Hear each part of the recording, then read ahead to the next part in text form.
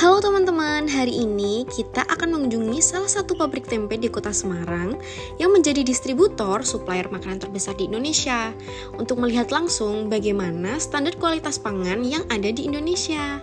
Nah, perjalanan kami menuju sebuah dapur produksi untuk melihat bagaimana titik awal tempe berkualitas diolah dari kedelai pilihan hingga menjadi tempe yang siap dipasarkan ke supplier makanan terbesar di Indonesia.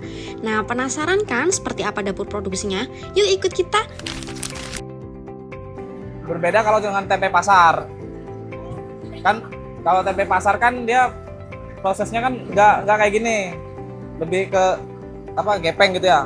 Kalau ini kan bulat. Karena kan ini dibuat keripik. Awal itu kan perebusan.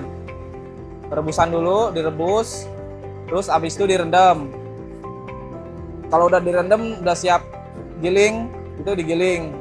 Terus proses abis digiling kan dicuci, diambil kedelainya ampasnya. Habis diambil ampasnya itu udah bersih.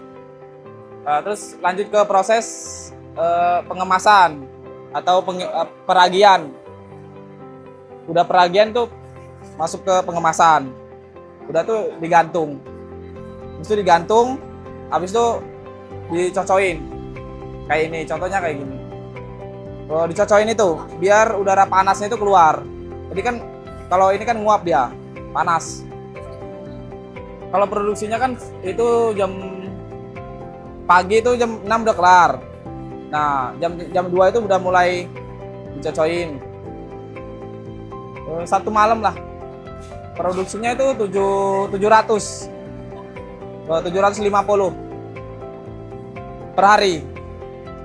Kalau dijualnya itu ke PT Indofood.